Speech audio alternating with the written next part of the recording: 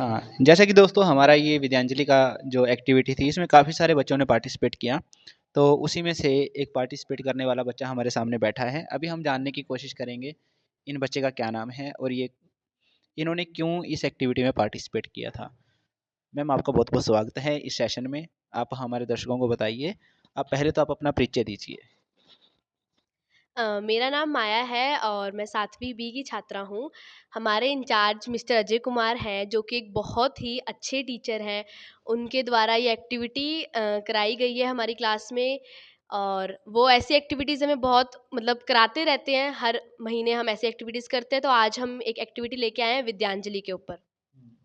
मैं जैसा कि हमने पहले एक्टिविटी करी थी पर लेकिन ये एक्टिविटी कुछ अलग है, क्योंकि इसमें हमने हमने इसके अंदर जो जानने की कोशिश करी है कि इस एक्टिविटी के बारे में और क्या चीज़ आप दर्शकों को बताना चाहोगे? मैं चाहती हूँ कि मैं सभी को बताऊँ कि आप सभी विद्यांजलि एक पोर्टल है, जहाँ पर स्कूलों में आप दान कर सकते हैं ऐसी वस्तुओं का जो वस्तुएँ स्कूल में काम आएँगी। जैसे अगर किसी गरीब घर का बच्चा है, अगर उसके पास जूते नहीं हैं, वो रोज़ स्कूल में टीचर से डाँट खाता है, तो आप उस बच्चे को जूते दान कर सकते हैं, ताकि वो अच्छे तरीके से तैयार होकर आए।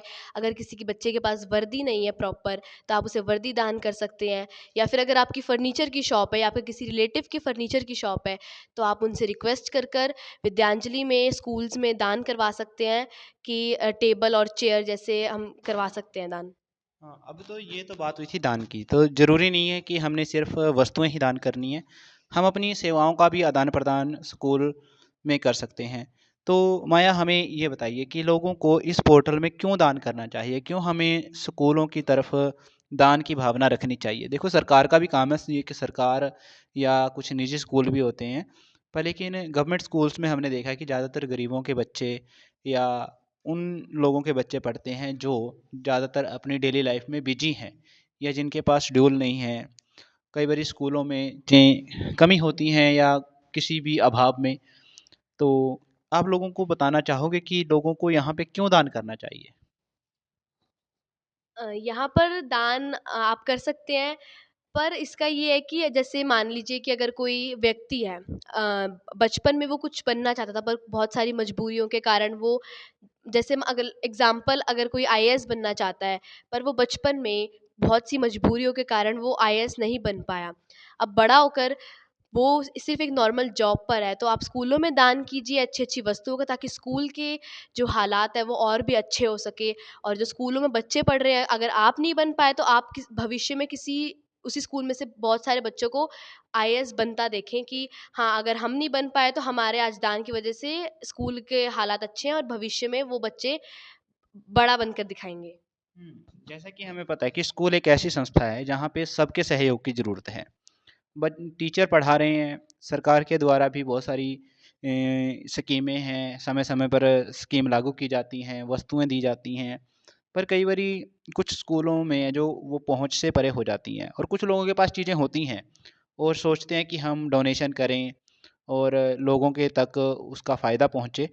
तो इस ज़रूरत को देखते हुए जैसे कि ये बच्चे हैं, अभी सिर्फ़ 7th क्लास में हैं और इन्होंने बड़े अच्छे से बोर्ड को भी डेकोरेट किया, एक्टिविटी भी कराई, पढ़ते भी हैं और चीज़ों को भी ये ध्यान में रखते हैं।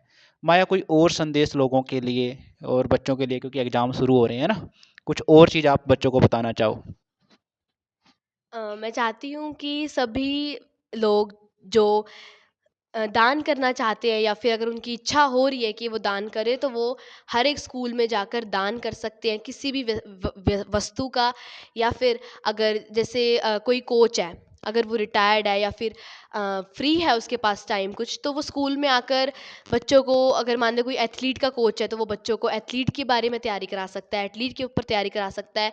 इससे क्या होगा कि जो बच्चे हैं आधे समय पढ़ाई भी करेंगे, और जो वो बनना चाहते हैं उसके लिए भी उन्हें पूरी ट्रेनिंग मिलेंगी। तो मैं चाहती हूँ कि सभी विद्यांजलि के पोर्टल पर आकर दान करें, और ज़्यादा से ज़्यादा इस बात को शेयर करें, ताकि सब लोग दान कर सकें। जैसा कि बच्चों ने बताया कि अलग-अलग लोगों के पास ज़रूरी नहीं है कि सिर्फ़ हमने पैसों का या वस्तुओं का ही दान करना है। सेवा का भी दान हो सकता है। तो जब आप विद्यांजलि के पोर्टल पे रजिस्ट्रेशन करोगे तो उसमें काफ़ी काफ़ी काफ़ी सारी जो कैटेगरीज़ हैं जिसके अकॉर्डिंग आप अपनी जो प्रेफ़रेंस है वो चूज़ कर सकते हो। तो आप के लिए हमेशा स्कूल के रास्ते खुले रहेंगे, विद्यांजलि के रास्ते खुले रहेंगे, तो आप उसके माध्यम से रजिस्टर्ड कर सकते हो। अगर आपको रजिस्ट्रेशन करने में कोई प्रॉब्लम आती है तो आप मुझसे संपर्क कर सकते हो। अगर आप सेक्टर 36 के आसपास के एरिया से ये वीडियो देखोगे तो आप सेक्टर 36 के गवर्नमेंट मॉडल हाई स्कूल में विजिट कर सकते हो जो कि सेक्टर 36 डी में है। तो मैं तो यही चाहूँगा कि ज़्यादा से ज़्यादा लोग स्कूलों में दानी सज्जन के रूप में आएँ और ज़्यादा से ज़्यादा बच्चों का भविष्य जो अच्छा बने और हमारा आपका सहयोग स्कूल का विकास और स्कूल का विकास राष्ट्र का विकास होगा। तो माया जी आपका बहुत-बहुत स्वागत और धन्यवाद जो आपने इतनी अच्छी बातें हमारे दर्शकों को बताई। धन्यवाद आपका।